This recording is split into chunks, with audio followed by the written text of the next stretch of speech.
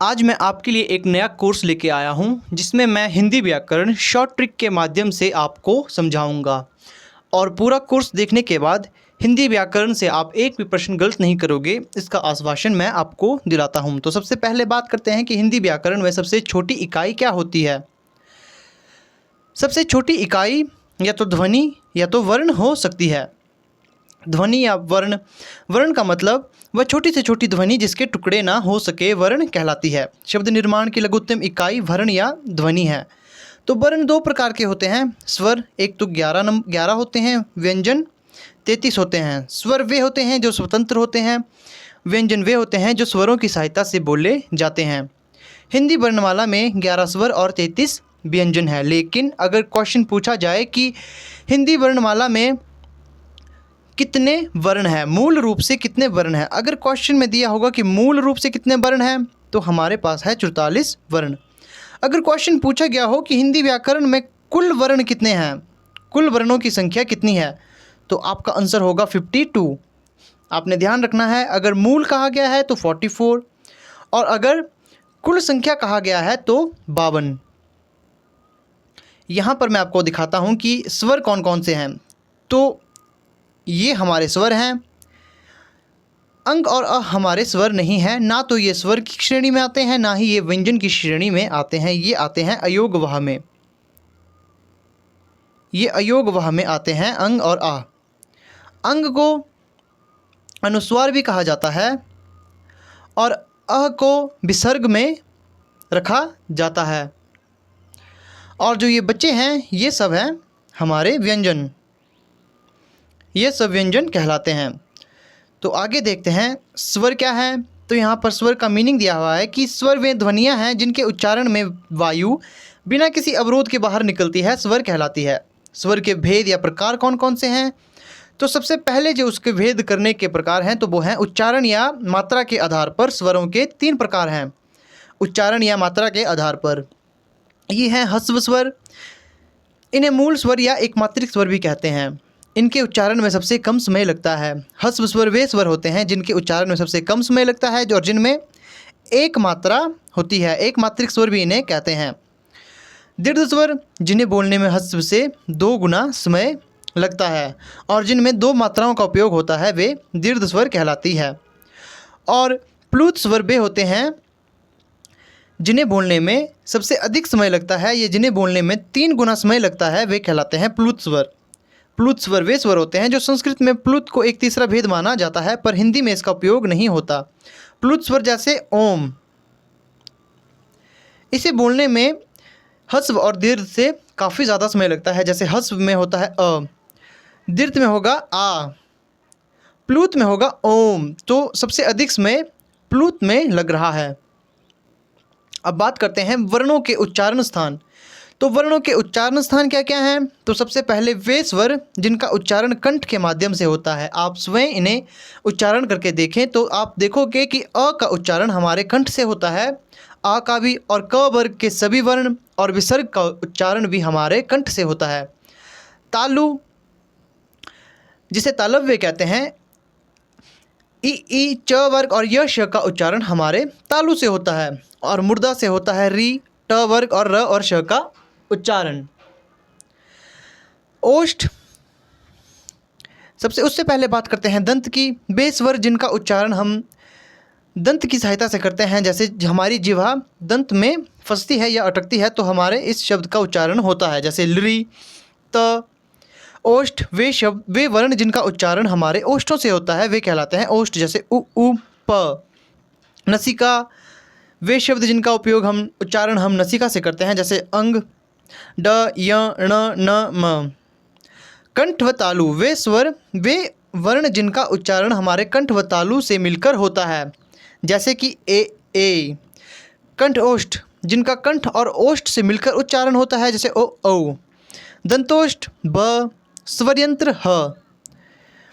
तो ये मैंने आपको बता चुका हूँ आपको कि कंठ वे होते हैं जिनका उच्चारण कंठ से होता है। तालव वे जिनका उच्चारण जीभ की नोक के अग्रभाग के द्वारा कठोर तालु से स्पर्श होने पर होता है। मूर्धन्य जिनका उच्चारण मुर्दा से होता है, इस प्रक्रिया में जीभ मुर्दा का स्पर्श करती है। दंत उच्चारण दांत से होता है। वत्सय, जिन ध्वनियों का उद्भव जीभ के द्वारा ऊपरी मसूड़े से स्वर से होता है। दंतोष्ठ्य, इन ध्वनियों का उच्चारण के समय जीभ दांतों को लगती है और होंठ तक मुड़ते हैं, और होंठ भी मुड़ते हैं, तो ये कहलाते हैं दंतोष्ठ्य। ओष्ठ्य, व्यंजन के उच्चारण में दोनों ओष्ठ परस्पर स्पर्श करते हैं, जिन्हें निष्क्रिय रहते हैं, और जिह्वा निष्क्रिय रहती है, जैसे प वर्ग। अब बात करते हैं स्वर तंत्रियों में उत्पन्न कंपन के आधार पर इनके वर्गीकरण। सबसे पहले बात करते हैं घोष की। जिन ध्वनियों के उच्चारण के समय स्वर तंत्रियाँ एक दूसरे के निकट होती है, आपने ये याद नहीं रखना, आपने रखना है कि घोष जिनमें जब वे उच्चारण करते हैं तो उनमें कंपन होती है। जिन वर्णों के उच्चारण में कंपन हो तो वे घोष कहलाते हैं। अघोष, जिनके उच्चारण में कंपन ना हो वे अघोष कहलाते हैं। तो घोष वे होते हैं जैसे कि प्रत्येक वर्ग में अंतिम 3 ध्वनियाँ। तो यहाँ मैं आपको दिखाता हूँ, जो प्रत्येक वर्ग है, जैसे क वर्ग है, इसकी जो अंतिम 3 ध्वनियाँ हैं, जैसे 3, 4 और 5, ग, घ और ण, ये हमारे घोष वर्ग है जिनके बोलने में कंपन होती है। और 2 वर्ग हमारे वे होते हैं जिनके बोलने में कंपन नहीं होते हैं, जो होते हैं पहला और दूसरा, इन्हें अघोष कहते हैं। और तीसरे, चौथे, 5वें स्थान के वर्णों को घोष कहते हैं, जिनके उच्चारण के समय कंपन होती है। अब बात करते हैं श्वास की मात्रा के आधार पर। अल्प प्राण, महाप्राण। अल्प प्राण का मतलब जिनके उच्चारण में कम समय निकले वे अल्प प्राण कहलाते हैं, और ऐसी ध्वनियाँ ह रहित होती है, और ये प्रत्येक वर्ग की पहली, तीसरी और 5वीं ध्वनियाँ अल्प प्राण होती है। महाप्राण, जिनके उच्चारण में अधिक ध्वनि मुंह से बाहर निकलती है वे महाप्राण कहलाती है, और इसमें ह युक्त होती है ऐसी ध्वनियाँ, और ये प्रत्येक वर्ण की पहली और दूसरी और चौथी ध्वनि महाप्राण कहलाती है। तो यहाँ मैं आपको बताता हूँ, जो हमारी पहली है, जैसे क वर्ग है, इसमें पहला, तीसरा और 5वां स्थान ये वर्ण हमारे अल्प प्राण हैं, जिन्हें बोलने में कम समय लगता है या फिर जिनके उच्चारण में मुंह से कम हवा बाहर निकलती है। महाप्राण ये दूसरे और चौथे स्थान के वर्णों को कहा जाता है, जैसे ख, घ। इनके बोलने में अधिक वायु मुंह से बाहर निकलती है, इनके उच्चारण के समय वायु अधिक मुंह से बाहर आती है, तो ये कहलाती है महाप्राण। अल्प प्राण और महाप्राण को याद रखने के लिए आप ऑड इवन का रूल भी याद रख सकते हैं, इवन और ऑड। इवन में हमारे महाप्राण आएंगे, जैसे 2, 4, ये इवन नंबर्स है तो ये महाप्राण कहलाते हैं, और ऑड नंबर जैसे 1, 3, 5, तो इसमें आएगा हमारा अल्प प्राण, जिनके उच्चारण में मुंह से वायु कम निकलती है। अब बात करते हैं शब्द की। एक या अधिक वर्णों के मेल से बनी सार्थिक ध्वनि शब्द कहलाती है। शब्द के प्रकार, स्तोत्र या इतिहास के आधार पर जो हमें शब्द मिले हैं वो तत्सम है, कुछ तद्भव है, कुछ देशी है, कुछ शंकर है, कुछ विदेशी है। अक्सर यहाँ पर क्वेश्चन सिर्फ तत्सम और तद्भव से ही पूछा जाता है कि कौन सा वाक्य तत्सम है, कौन तद्भव है। तत्सम का मतलब वे शब्द जो संस्कृत से लिए हैं और जैसे वे संस्कृत में हमने वैसे ही बिना परिवर्तन किए उनका उपयोग हिंदी भाषा में किया है, जैसे अग्नि, पृथ्वी, रात्रि। तद्भव संस्कृत के ऐसे शब्द जिनका हमने परिवर्तन किया है, वे शब्द जिनमें हमने परिवर्तन किया है, जैसे हस्त से हमने हाथ लिखा, कर्ण से हमने कान का उपयोग किया, तो वे कहलाते हैं तद्भव, जो संस्कृत के थे लेकिन हमने उनमें कुछ बदलाव किए हैं। तो सबसे पहले मैं आपको इसे क्लियर करता हूं कि तत्सम और तद्भव में फ़र्क कैसे ढूंढें। तत्सम शब्दों के पीछे क्ष वर्ण का उपयोग होता है और तद्भव शब्दों के पीछे ख और छ शब्दों का उपयोग होता है। तत्सम शब्दों में श्र का उपयोग होता है और तद्भव में स का उपयोग होता है। तत्सम जो संस्कृत शब्द से हमने लिए हैं और बिना परिवर्तन के यूज़ किए हैं, तो उनमें अंत में श्र का यूज़ होता है और तद्भव में स का। तत्सम शब्दों में श का उपयोग होता है और तद्भव में स का। तत्सम शब्दों में श वर्ण का उच्चारण होता है। तत्सम शब्दों में री की मात्रा का उपयोग होता है। तत्सम शब्दों में र का उपयोग किया जाता है।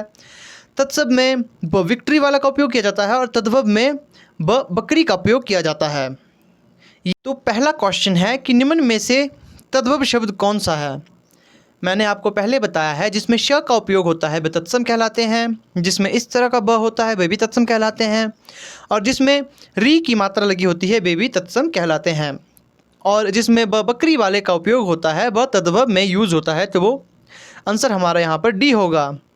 जो शब्द सीधे संस्कृत से प्रयोग होते हैं उन्हें हम तत्सम कहते हैं। जो शब्द संस्कृत से उद्भव हुए हैं वो कहते हैं तद्भव। कौन सा शब्द तत्सम है? तो यहाँ मैंने आपको बताया है कि जिसमें श का उपयोग होता है वे तत्सम कहलाते हैं।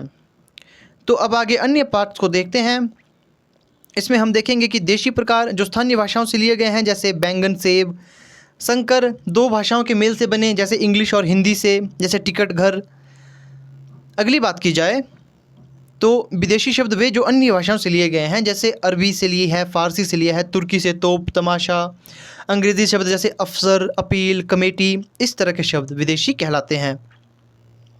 अगला है व्युत्पत्ति या रचना या बनावट के आधार पर शब्दों के भेद। तो ये दो हैं। सबसे पहला, ये तीन प्रकार हैं। सबसे पहला है रूढ़, जो अन्य शब्दों के योग से ना बने, अर्थात जिसका संधि विच्छेद ना किया जा सके, वे रूढ़ कहलाते हैं। यौगिक, जो दो शब्दों के योग से मिलकर बने हैं और जिनका संधि विच्छेद किया जा सकता है, जैसे पाठशाला, पाठ जमा शाला।